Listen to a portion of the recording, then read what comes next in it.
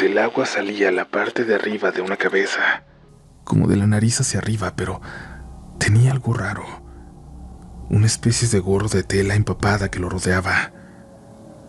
Cuando mi hermano puso atención y nadó un par de metros hacia eso, la criatura simplemente bajó, muy lentamente, hasta perderse en el agua.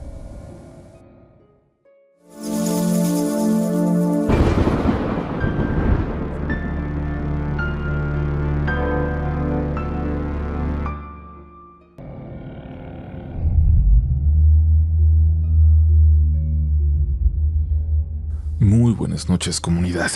Es un gusto recibirlos de nueva cuenta aquí, en este espacio que les va a acompañar siempre que lo necesiten. Siempre que quieran sentir que no están solos, aquí vamos a estar para ustedes. Así que hoy les invitamos a dejar todas sus preocupaciones allá afuera. Todos tenemos pendientes en la escuela, en el trabajo, con la pareja, pero por un momento vamos a olvidarlos y entrar de lleno a las siguientes historias. Es la única forma de sumergirse por completo, de vivirlas como si estuvieran ahí. Y hablando de sumergirnos, hoy descubriremos que habita una presa solitaria de México donde hay más accidentes de los normales. Nos toparemos con un ente que aparece en pleno día en el Metrobús y vamos a entender por qué hay que dejar descansar a los muertos. Si te atreves, es hora de entrar. Si no quieres, aún estás a tiempo. Pero en 10 segundos comenzaremos con relatos de la noche.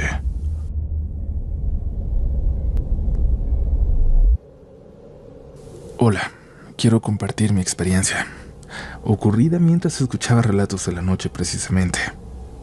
Sé que no soy la primera en vivir algo así, ya que en el programa se han mencionado historias de oyentes que han pasado por lo mismo. Honestamente, nunca imaginé ser una de ellos, y si les soy sincera, se me hacía algo muy irreal. Me llamo Eli.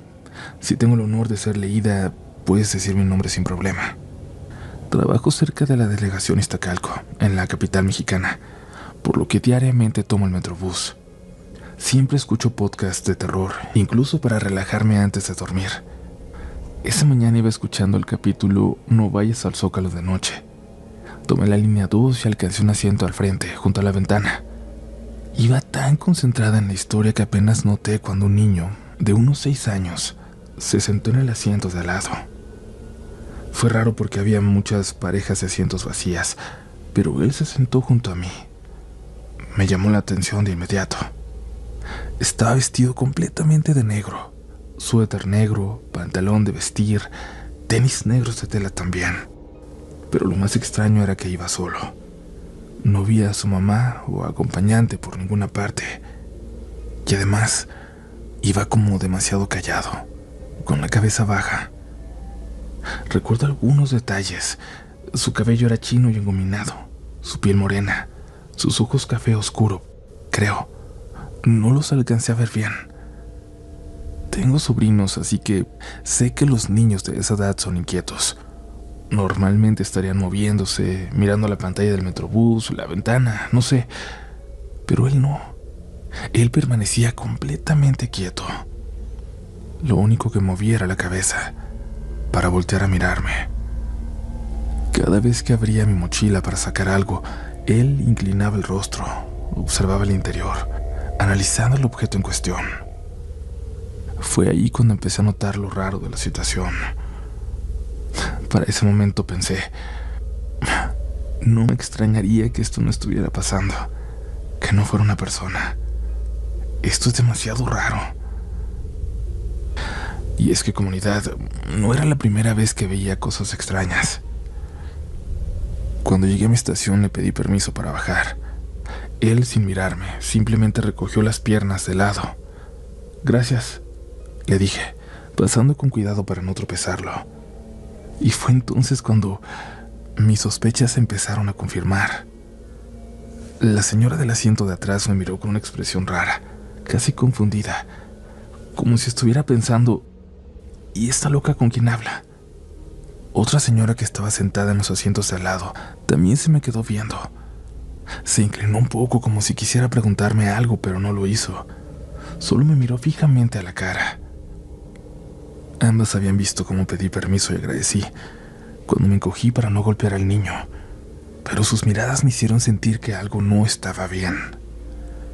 Cuando llegué a la puerta de salida, volví a mirar al asiento. El niño seguía ahí.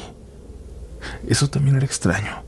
Normalmente yo creo que los niños se cambian a la ventana cuando el asiento se desocupa o llaman a su acompañante para que se siente a su lado, pero él no. Se quedó ahí, solo, inmóvil. Al bajar del metrobús, algo dentro de mí me hizo voltear una vez más, y ahí fue cuando me di cuenta. El asiento estaba vacío. No había nadie. El niño no se veía por ningún lado, a pesar de que había muy poca gente en la unidad. Mientras estuvo a mi lado no sentí miedo, pero sí una tristeza profunda. Y todo ese día me sentí melancólica. Llegué al trabajo con una sensación de vacío y unas ganas de verdad incontrolables de llorar. Gracias por leer, comunidad. Aquí seguiré al pendiente de las historias, aunque me pueda volver a pasar alguna experiencia tan tétrica como la que acabo de contar.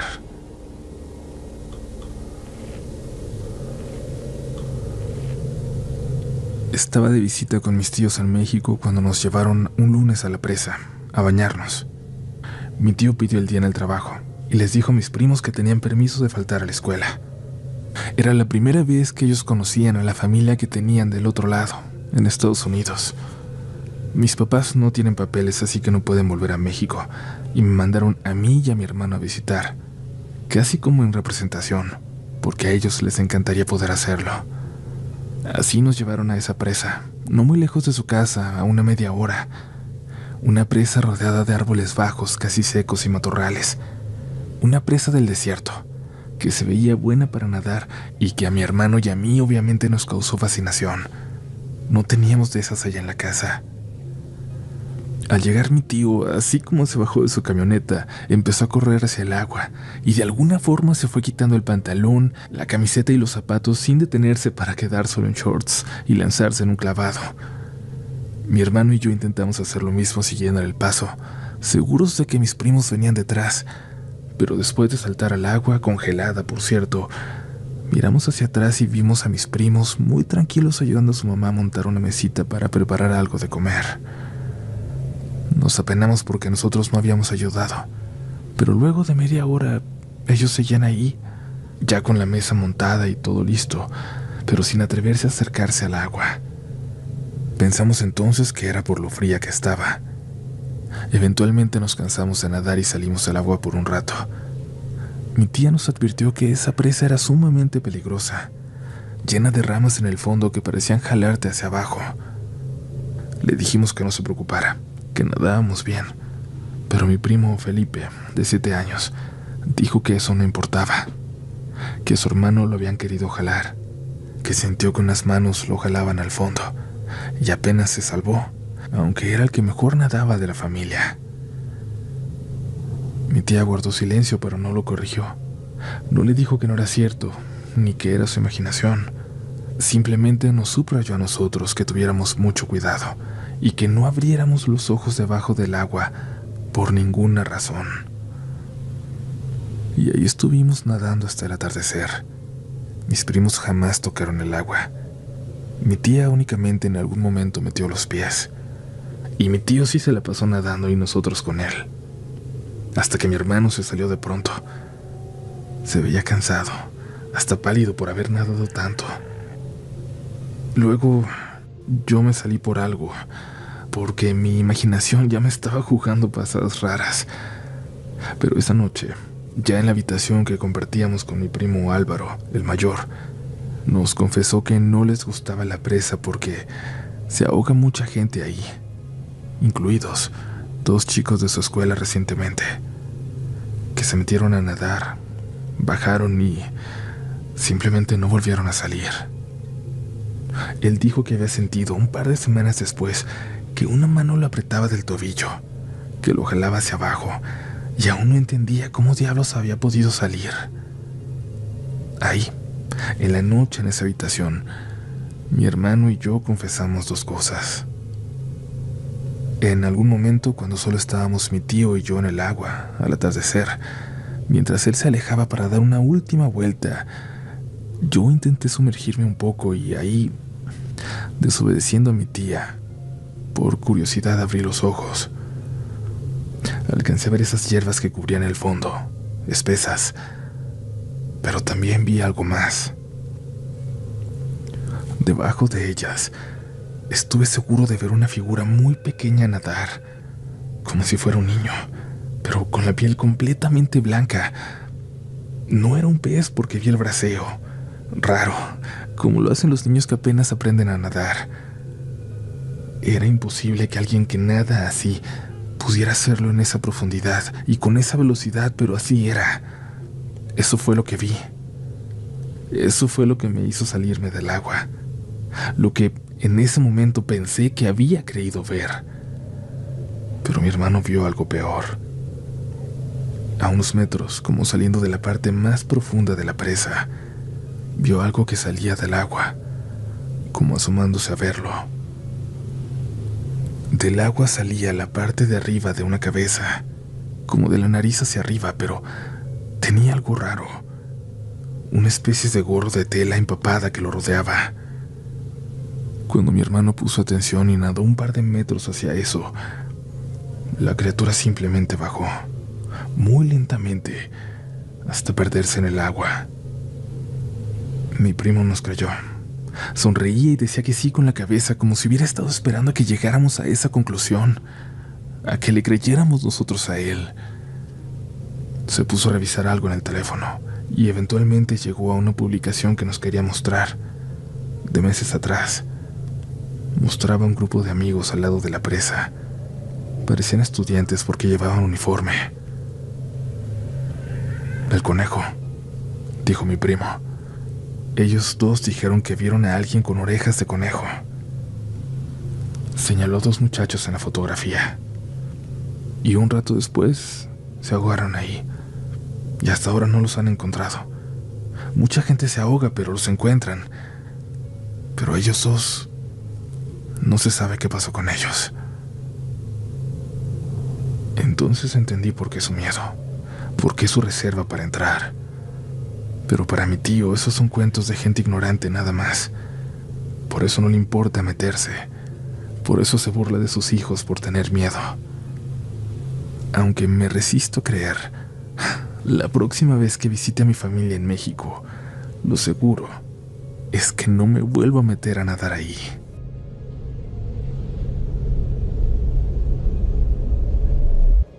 Hola comunidad de Relatos de la Noche.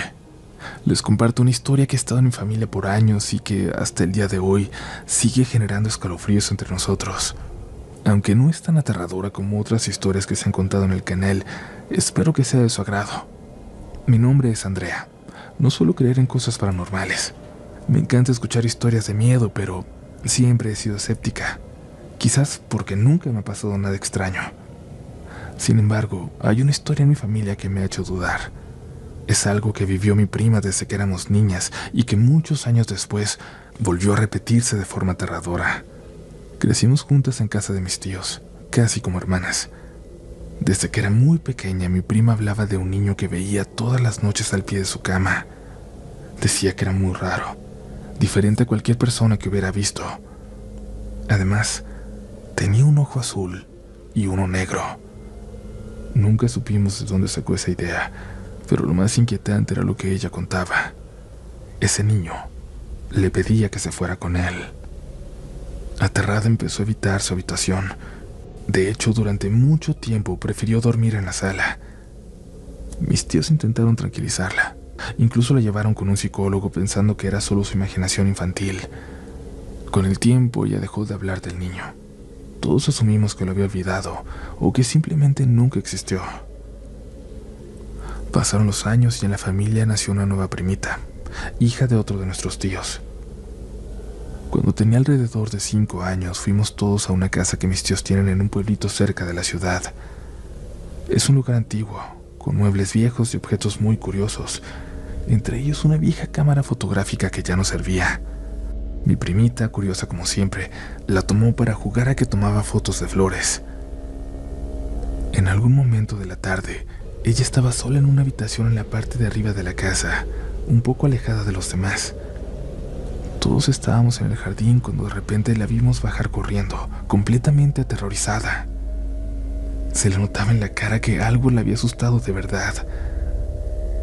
Entre lágrimas nos contó que había estado jugando con la cámara, apuntando sin pensar a todo, hasta que de pronto vio algo a través del lente. Un niño. No había nadie más con ella. No había ningún niño en la casa, pero ahí, reflejado en su cámara, estaba un niño de unos 5 años. Dijo que tenía un ojo azul y otro negro. Nadie en la familia supo qué decir. Mi prima mayor, la que de niña hablaba de ese mismo niño, se quedó pálida. No dijo nada, pero su expresión lo decía todo. Aquel niño, aquel amigo imaginario, seguía ahí.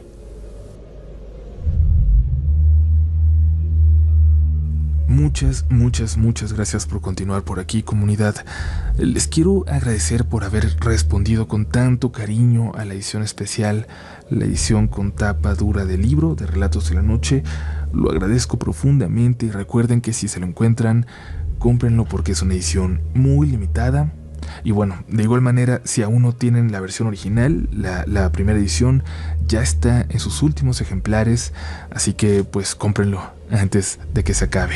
Además, esa primera edición es actualmente más económica. Si se encuentran cualquiera de los dos, por favor, no dejen de compartirnos en sus redes para poder ver, para poder agradecerles su apoyo.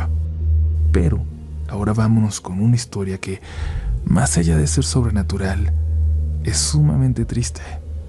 Ya la juzgarán. Continuamos. He estado escuchando relatos de la noche y una historia me llamó mucho la atención. Eso me motivó a compartir la mía. No es una historia de miedo, creo que al contrario, pero espero que la tomen en cuenta, ya que no todas las historias tienen que asustar, creo. Y esta es mi historia. Un poco larga, pero espero que la lean. Hace 9 años falleció mi papá. Murió en un hospital debido a una enfermedad. No suelo contar mucho esta historia porque casi nadie me cree lo que viví. Después de su muerte lo soñaba con mucha frecuencia. Siempre se veía feliz. Unos 3 meses después de su fallecimiento, estaba en la sala con mi mamá, Antonia, y mis hermanos Itzel y Eric. De repente escuché un susurro. Toña. Toña. Era la voz de mi papá, llamando a mi madre como siempre lo hacía. Me pareció extraño ya que su muerte aún era reciente. Me levanté y fui al cuarto que estaba al lado de la sala. Encendí la luz, pero no vi nada, así que la apagué y volví con mi familia. Pero segundos después volví a escucharlo. Toña. En cuanto lo oí, le dije a mi mamá: Ma, te está hablando mi papá. Mi familia se quedó en silencio, mirándome con extrañeza. Mi hermano me preguntó: ¿qué acabas de decir? Que mi papá le está hablando, repetí. Lo escuché desde el cuarto. Dije esto con tanta seguridad que todos se pusieron de pie y fueron a revisar. Encendieron la luz, pero no había nada. Yo lo escuché clarito, insistía mi mamá. Estaba susurrando tu nombre como siempre lo hacía. Pero ellos no me creyeron. Dijeron que estaba loca, que cómo podía decir esas cosas. Regresamos a la sala y me quedé pensando en por qué solo yo había escuchado su voz, pero no encontré ninguna respuesta. Una semana después seguía soñándolo con frecuencia. Siempre estaba feliz. Una noche soñé que lo acompañaba a comprar ropa y unos lentes, y luego en el sueño me decía que los necesitaba, que ya no podía ver bien. Cuando le conté este sueño a mi mamá, me dijo que quería sus lentes, que se los llevara al cementerio porque a lo mejor los necesitaba. Y eso hice. Fui a su tumba, removí un poco de tierra, hice un pequeño hoyo y se los dejé ahí, para que pudiera ver mejor. Un día en mi trabajo en el banco le estaba tramitando una tarjeta a una clienta cuando pasó algo extraño. Mientras hablaba con ella, la impresora se encendió de repente. Las luces parpadearon.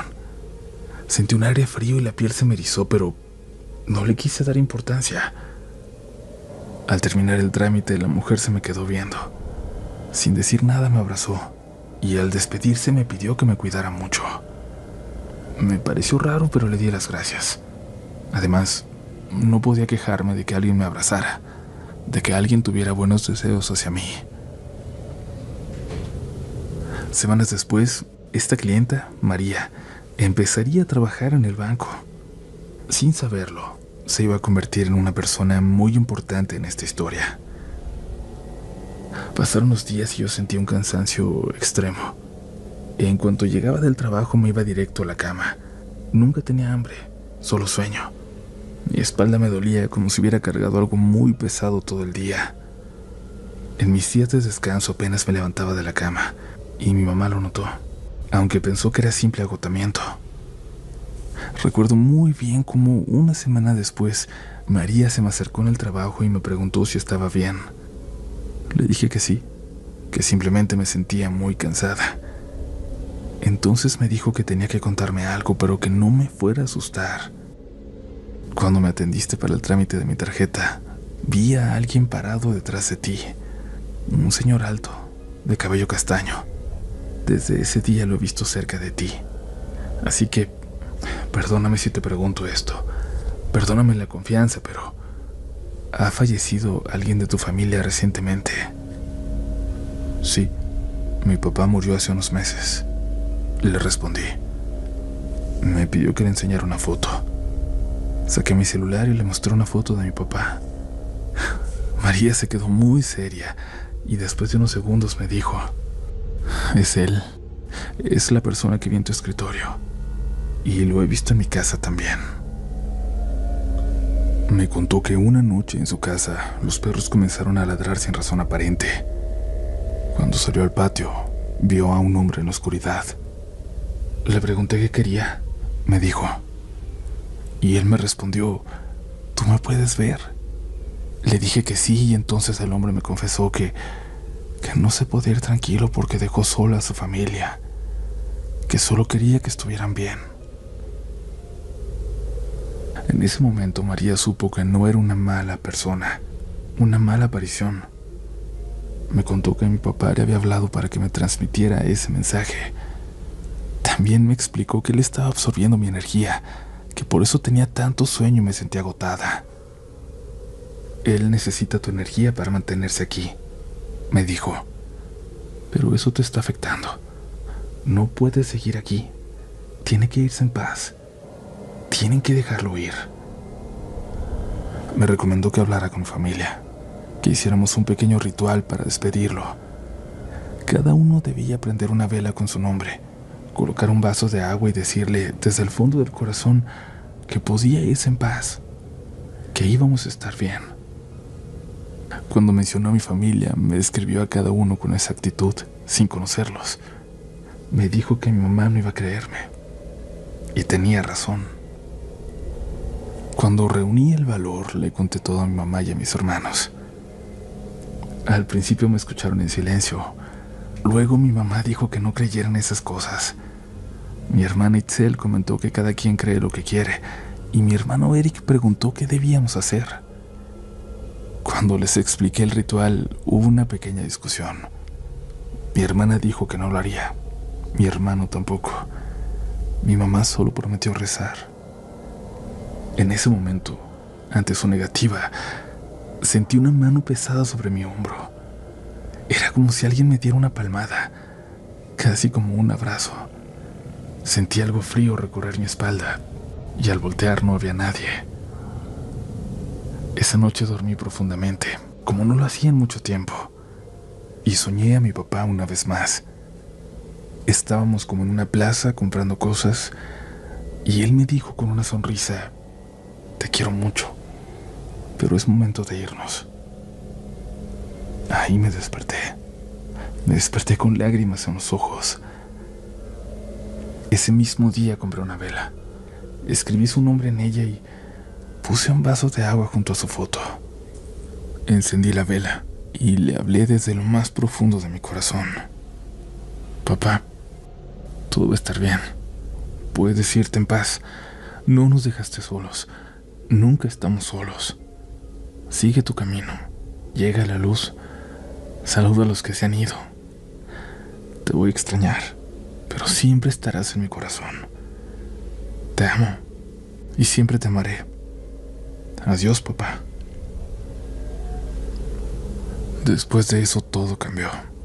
Mi energía volvió, me sentí feliz y ligera. Ya no tuve ese sueño agotador ni la sensación de cansancio. Durante los primeros meses después de su muerte, solía oler su perfume en la casa. Luego el olor cambió. Ahora olía a rosas rojas, sus flores favoritas. A pesar de que han pasado 9 años, sigo sintiendo su presencia. Cuando estoy triste o asustada, el aroma a rosas aparece. Sé que él sigue aquí, de paso, visitándonos. Y esa es mi historia. No es de terror, como ya ven, pero es la más bonita que he vivido. Me siento afortunada de haber sentido a mi papá, de haberlo soñado, de haberlo escuchado. Tal vez muchos no me crean, pero algunos sí. Y cada quien cree en lo que quiere creer. Gracias por su atención a mi historia.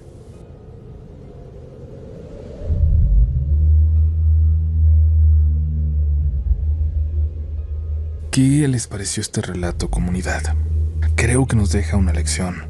Crean ustedes en lo paranormal o no, siempre es importante dejar ir a nuestros muertos, dejarlos descansar mientras nosotros aprendemos a vivir con esa ausencia, con ese duelo, con ese aprendizaje que se quedará con nosotros para siempre, pero que no nos debe impedir continuar con nuestras vidas e intentar ser felices.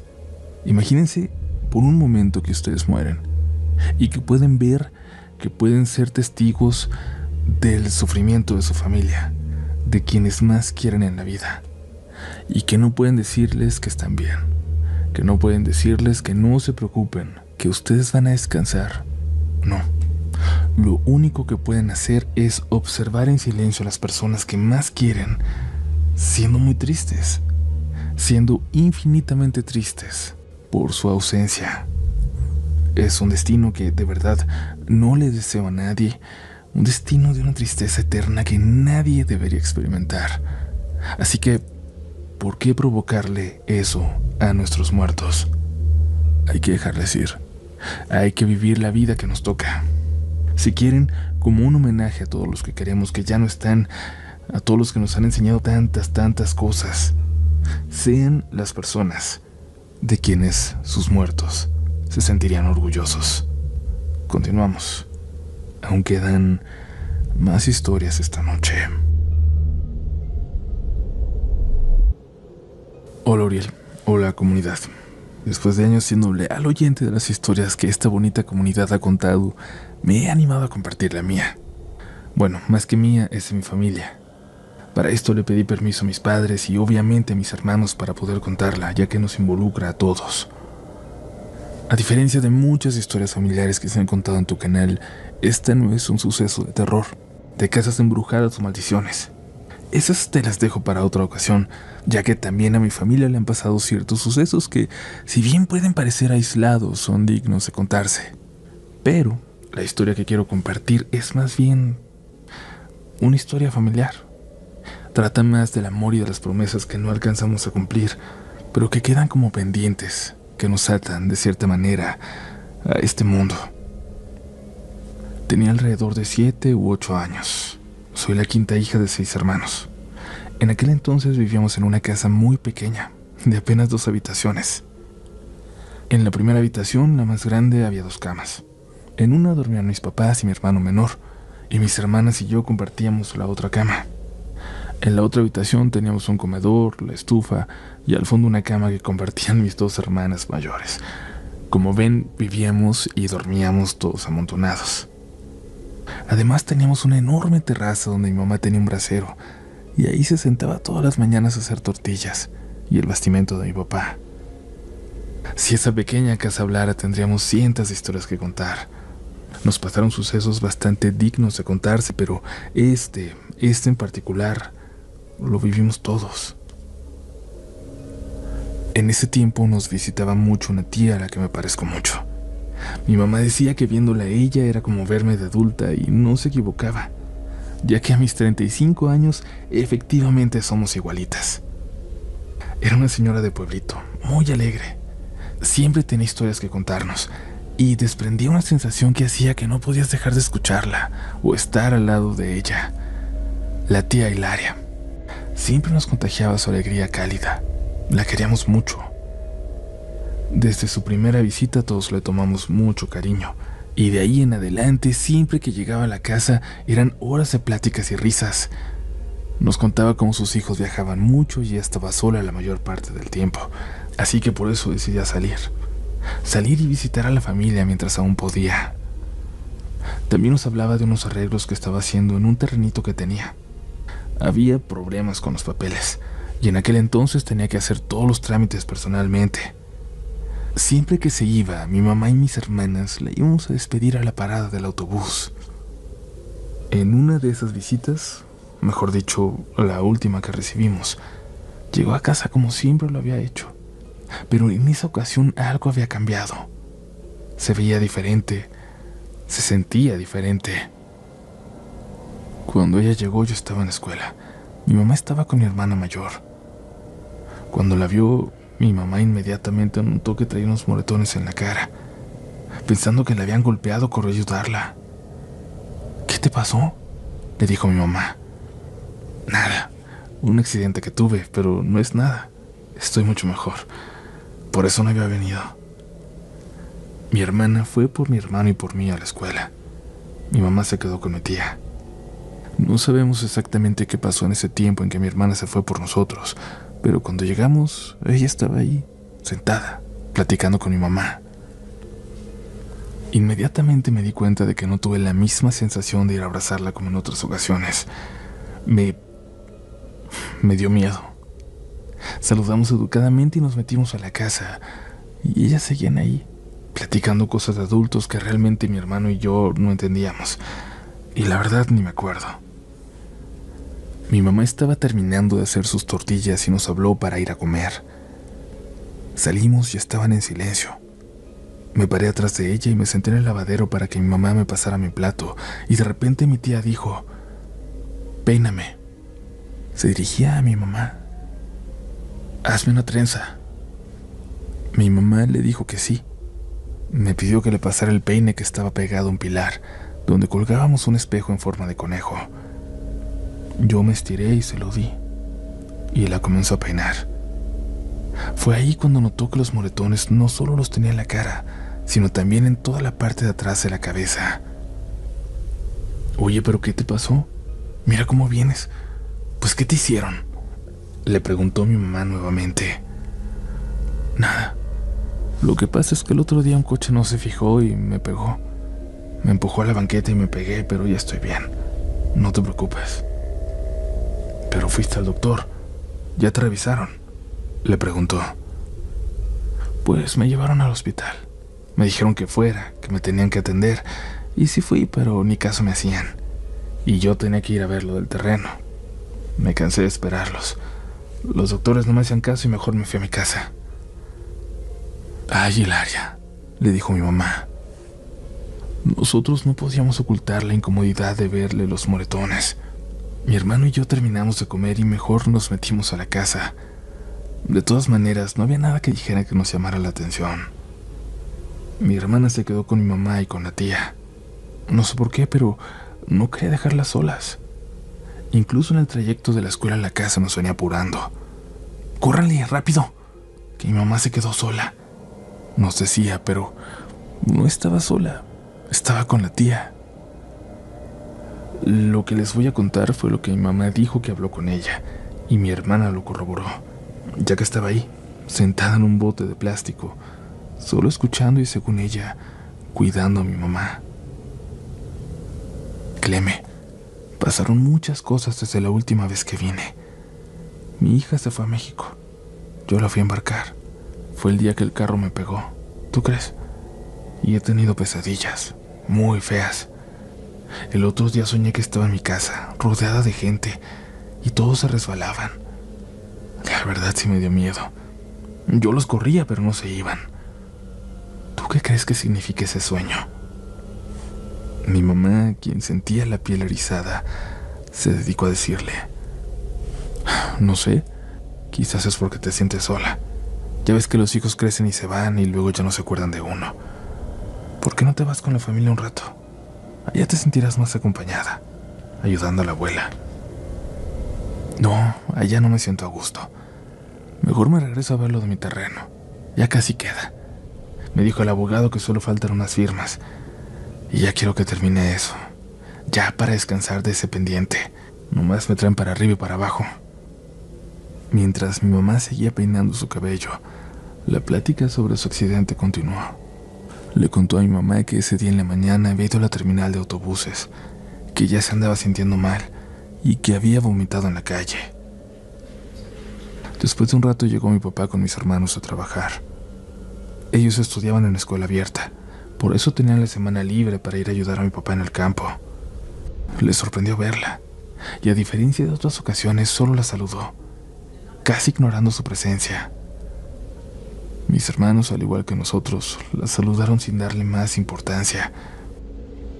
Nadie dijo nada, pero todos parecíamos tener cierto miedo.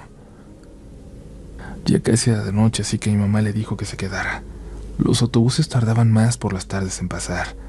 Era mejor que se durmiera y al otro día podía irse si quería. Y ella aceptó quedarse esa noche, ya que al otro día debía viajar porque traía el pendiente de los papeles de su terreno.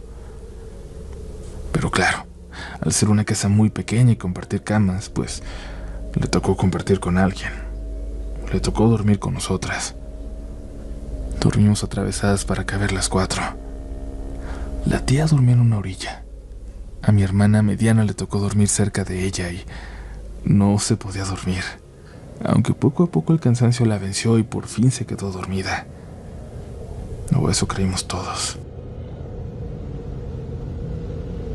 Al otro día mi mamá se tenía que ir a cortar café y se llevó a mis hermanos. Solo nos quedamos en casa mi hermana mayor, mi hermano menor y yo. Como en cada visita, acompañamos a la tía a la parada. Esperamos el autobús ahí con ella. En la plática que tuvimos, o más bien lo que ella nos decía, prometió regresar para el cumpleaños de mi hermano. Y por alguna razón estaba emocionada porque yo cumpliera 15. En ese entonces yo solo tenía 8 años, así que faltaba demasiado tiempo. Después de un rato vimos que venía el autobús. Mi hermana le hizo la parada.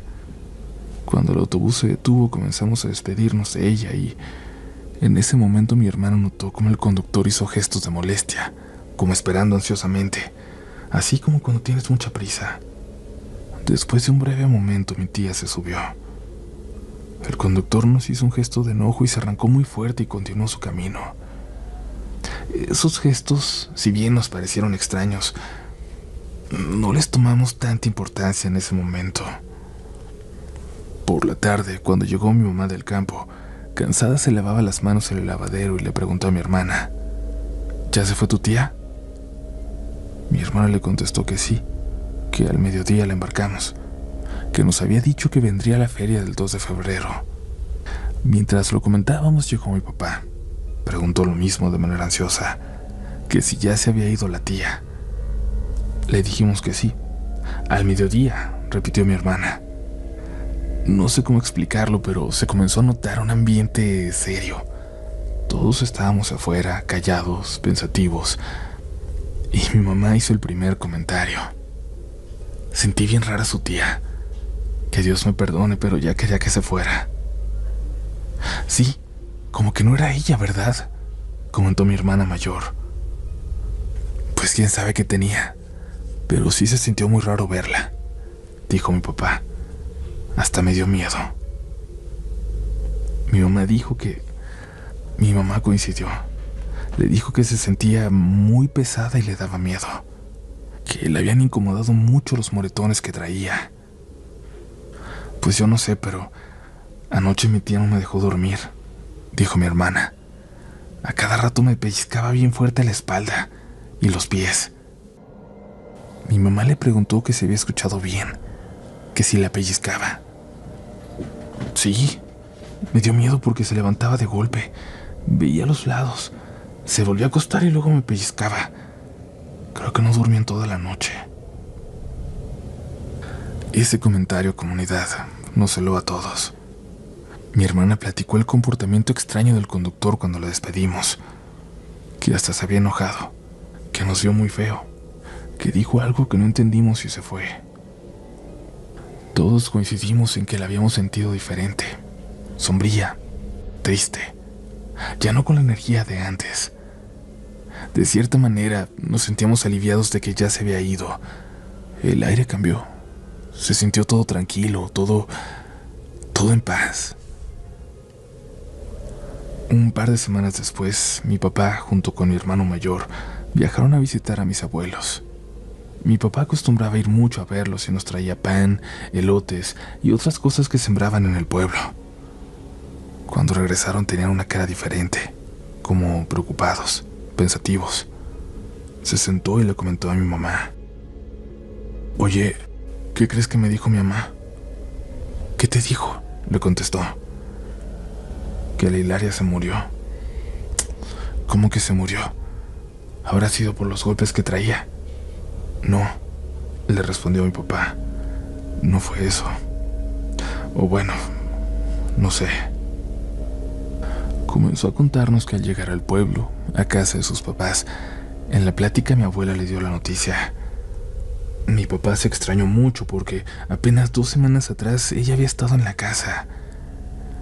Y en ese momento la abuela le dijo: «¿Cómo? ¿Estás loco? Si ya tiene más de un mes que se murió».